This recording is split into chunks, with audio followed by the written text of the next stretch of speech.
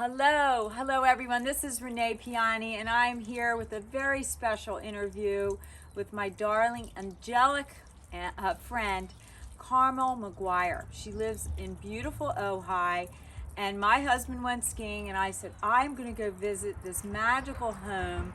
So I would like her to introduce herself. How are you doing? We're in your beautiful garden. This is beautiful. Welcome to Ojai. It's a place of magic, a place of serenity, a place of beauty. I'm in the garden all day, as you can see, and it's a place of peace. I have found, almost at 85 years, I have found real peace. My life has been one long series of adventures all around the world. Now I'm back here, and I don't want to travel anymore. I just want to plant. I want to dig. I want to enjoy the soil, the richness of the soil. Well, before she continues, this woman has been traveling for years and years, not only as an interior designer, but as a motivational speaker, and she is just full of love. And yesterday, it was so amazing. We went out shopping, and she spread love everywhere that she goes. So this feels like a magical, almost karmic sisterhood. I feel like she's part of my love vision of spreading love around the planet. So Carmel, you just recently, you fell in love again. Yes. At your age. She's turning 85, and look at her. She is bubbly. She is fun. She is, when you see this garden, I'm going to take pictures. It's so exquisite. So I've been here and I feel peace. So I want her to impart some of your wisdom. You've been recovering from cancer, the C word. 20 years with B-cell lymphoma, non-Hodgkin's, and before that, breast cancer. And I'm convinced that part of the healing of any illness that you have is your attitude. Life is 10% what happens to you and 90% with how you deal with it. So I've dealt with my cancer in a very positive way. Chemo, radiation, don't ask. And it's been quite a journey, but I'm alive. My birthday coming up, 85, the theme is going to be 85 and I'm still alive. Also, there's an Italian expression that says, una vecchia gallina ha fino brodo. That means an old hen makes the best soup. So come on my journey. She's far from an old hen. I don't know, there's just this magical way. Like, if you look at her garden, it's like love is everywhere. And over this last year during Corona, you live here in this beautiful home with your sweetheart, Jerry. Can you tell anyone out there that you found love, in your 80s? So about love, finding it was really interesting. I was a widow. I had been married 16 years. My husband passed away on a flight. And I was a widow. And I didn't want to date anymore because I lived a big life. I traveled the world with him. And someone said to me, your name is on the widowers dating site. Ma che cosa fai what the widowers dating site was? I didn't know that. This gentleman called me and he said, you're very interesting. I said, why? He said, well, you know a lot about flight, and I love flight. I wanted to get a pilot's license, and that didn't happen. I have 4 grown daughters, by the way, 63, 62, 60, and 52. Don't ask. I was 12 when I gave birth to the first child. It was difficult. Anyway, this gentleman called me, and we spoke for quite a few hours, and I said, this man has a brain. This man is very, very smart. And we met. And it was not an instant meet. It was, hi, how are you? Where are you from? Well, I'm from Ojai. Well, I'm not going to go out to Ojai to visit you, she said with her hands on her hips. So he came into Westlake Village, and we had a very magical, interesting dinner, 2.5 hours. Because most times when I dated after my widowhood, I'd meet a man and he was so boring I'd fall asleep in the salad, literally. Can you imagine her falling asleep? But this guy knew a lot. He was extremely bright, and he had former military, Coast Guard, Marines. He saved a lot of people, and when I heard that he saved people while he was flying the helicopter, search and rescue, I said, this man has a heart. And that's what I was looking for. Actually, I wasn't looking. I was finished with marriage, men. I was ready to just enjoy the rest of my life. And he showed up. Living in Ojai with him now, is an amazing journey because I'm doing everything I've always loved to do. I love to plant. I love to dig. I love flowers and fountains. I love planting vegetables. For the last 2 years, I've had such a vegetable yield I could have put a stand out on Villanova Drive in Ojai and sold my tomatoes. There were so many. Well, I wanted to say we went downtown shopping yesterday on an adventure, and everywhere we went, everybody knew Carmel. So her philosophy of life, what would you say is your philosophy when you meet people? We were talking about this, about spreading love in the world. You don't meet a stranger. I never met a stranger. I meet people, I look at them, I ask about their heritage. And I'll say to one person, I said, where are you from? She said, Encino. No, I don't mean that. I mean, where's your heritage? Where's your family from? And to be able to speak many languages, I'm a polyglot, but only in the present tense. I don't want to say I'm a fabulous linguist, because I'm not, but I know how to say hello and goodbye in 10 languages. And when you do that to people, you touch their heart. I've always said also, laughter is the shortest distance between two souls. And it's very true. If you can laugh with somebody, you've opened up the gates to everything. You look at their souls, you look at their hearts, and you start kidding. We did nothing but laugh all day yesterday while we were buying things. It was like, I really feel that when my mother passed away, I missed her very much, and we used to shop, we used to cook, bake together. And when I met you, it was like my mother sent a friend, someone to remind me of the Italians. We're both Italian, and there is something about being Italian. People think we go overboard with love. We go a little overboard. My friends call me an Italian parade. Now, I came here with my dog, who many of you know, has been sick. He loves it here. It's like he's meditating in a tranquil. Don't you see him? Yeah, he comes and lays in the sun out by the beautiful ponds and the gardens that you're going to be seeing in these pictures. But more importantly, being around Carmel is like receiving that love of a sister or a mother, and it has been really wonderful, really, really wonderful. Looking at the bird on the wire. We have tons of birds around here. It's called abbondanza, the Italian, abbondanza. Always enough and more love. It's not a hokey thing. I'm not fake. I don't believe in that. At my age, I've gone through a lot, and I don't believe in fake. I believe in real. But I also believe in love, and I believe that with my 4 daughters, my grandchildren, and myself, they really know who I am with the word love. It's not a syrupy love. It's not a murky love. It's not a I want to possess you love. It's a love of freedom. That's what it is. It's a freedom love. And what I enjoy most about living here in Ojai is the fact that I have no boundaries. The place is big. We're on an acre. I can plant wherever I want. My roses are going great. My orchid house, I walk in my orchid house and I feel like I'm in a different world. Does that sound strange? No, I'm in a different world. My family, we had a beautiful garden, and when I came here, it felt like home.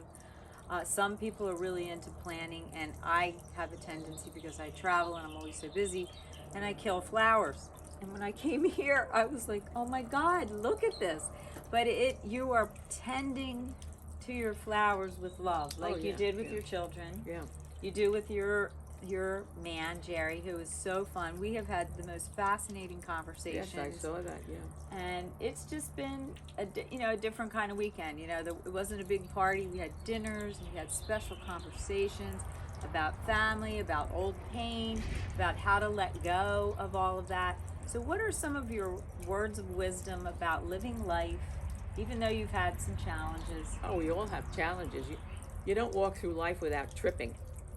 It's interesting, when I go to my orchid house, I speak to my orchids. I know that probably, she's a little but I speak to the flowers and I speak to the plants because they're all living things. And when you are with a living thing, you converse with them. I tell my orchids how beautiful they look, and how Osteospermum ageratum is the freeway daisy, and we have planted it all around the property. oh goodness, they're here for me, I better go. But what I've learned is that your humor, the humor that I've had all through my cancer, is what got me through. If you can laugh at something, despite how much you're going through, yes, I know. Listen, easy for me to say. It's not easy for me to say. For 7 years, I helped women in recovery by showing them gardening, planting, and horticulture. These were broken women, and I dealt with them with humor. I dealt with them in the garden with humor. I dealt with them planting. And I showed them how laughter can really, really heal your soul. And then love is like the sauce over it. It's like the gravy, as we say in Italian. Hey. So that kind of thing. Also, in your mid-80s, like I am, a lot that I thought was so important years ago really isn't. Like what? Well, I teach swimming in the summer to women. And check this out. Look at this hat that only Carmel would wear. This is a riot. I wore love it in the jacuzzi one day. One of my daughters, they're all swimmers. One of them had given this to me for my last birthday, and when I was wearing it, they said, "Mom, duck under the jacuzzi." I said, "Why?" "Because there's bees all over your hat." They thought it was flowers. But I teach swimming to women who've never been in the water before, who are fearful of the water. And I get them to let go of their fear through love. And we have people from Mongolia. We have people from Tunisia. We have people from Tibet, friends. And they're all in the pool bouncing away, and suddenly they're not fearful of water. And the only way that happens is with love. You cannot teach swimming with fear. So these women come in, and we have a wonderful hour or two in the pool. First, they couldn't even go in the water. They were so petrified.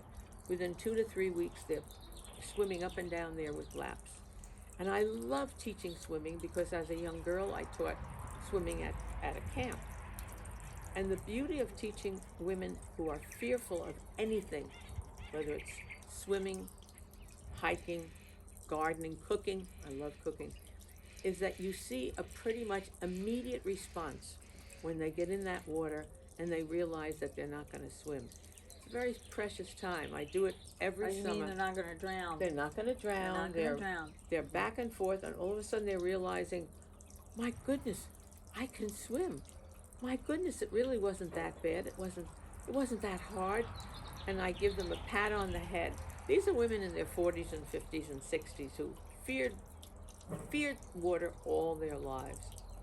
You can always overcome fear with love. It's one of my probably my most believable aspect. You can always overcome fear with love in anything you do.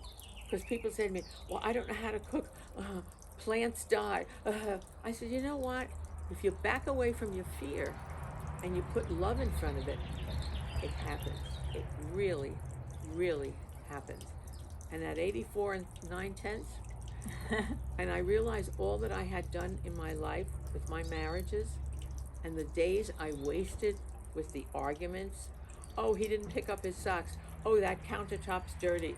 And the girls, these young girls, asked me, what happens if my husband messes up the kitchen? Forget about it, baby.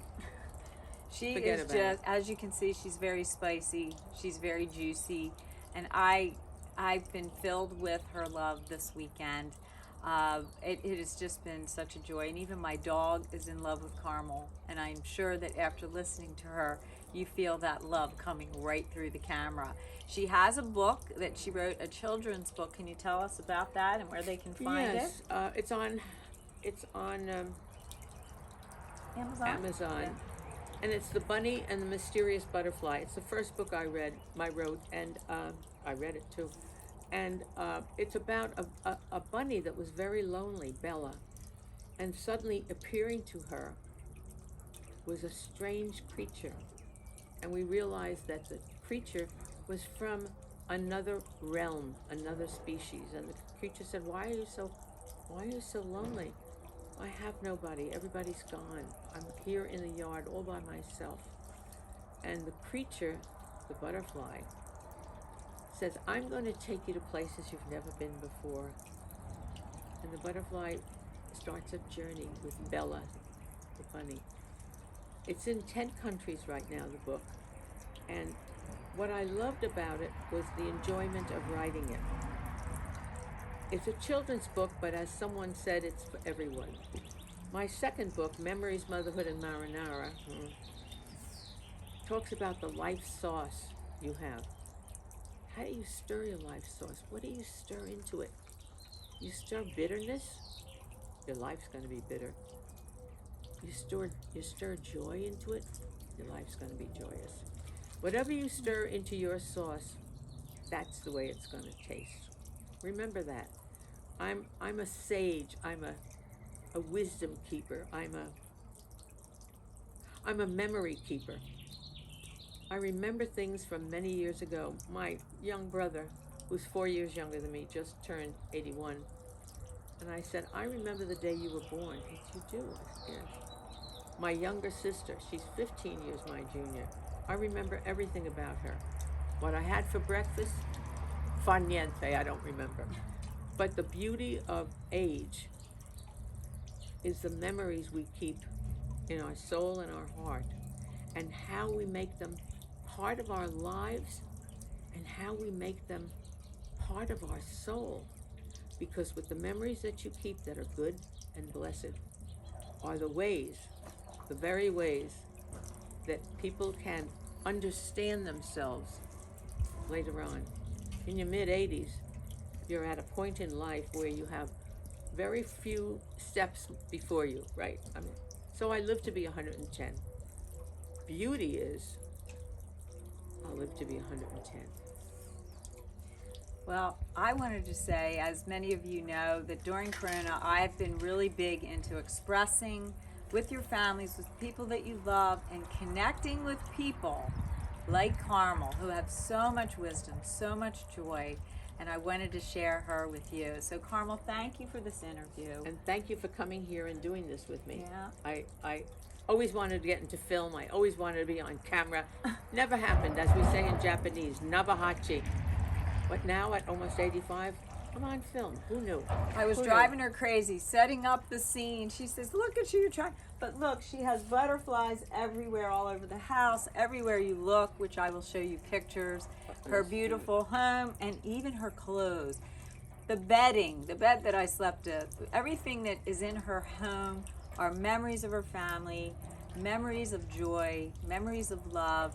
She doesn't talk about the pain, she talks about the passion of life.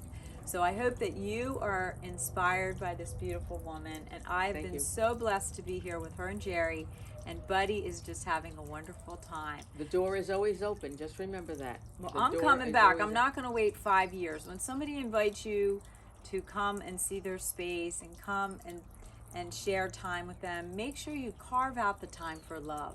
And that has been my message this whole year during the Corona challenge that has been going on, and I think deeper love is the goal. Absolutely. So this has been a very deep and wonderful experience, and I hope that you enjoy the beautiful pictures that will follow this video, so you can see that at any age, any time, love is possible, passion for life is possible, and beauty. Look at this beauty.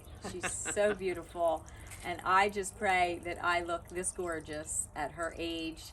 And I feel like my mother has sent this beautiful angel and her sweetheart Jerry into my life just to keep me back in that spice of life, you know? Well, not only spice of life, but it's also learning. I'm constantly learning. I'm learning new languages. I'm learning new crafts.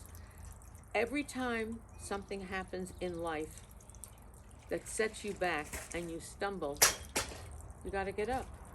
Learning new things at the age that I'm at is an amazingly joyous thing. My children all say, Mom, you never stop. You're always learning. I have grandchildren in Minnesota, and I speak Donald Duck to them. So they call me Grandma Duck. And whenever it's sweet. And whenever we go on FaceTime, Grandma Duck is here. Now, why would I do that at my age? It would look stupid, right? No, it doesn't. It's all part of fun, enjoying life, to the last moment. I don't know how much longer I have here. I don't know. But every day is a gift. And people say, how you doing? I say, I'm above ground. How you doing? I'm happy. How you doing? I compliment the people in the supermarket. Try something.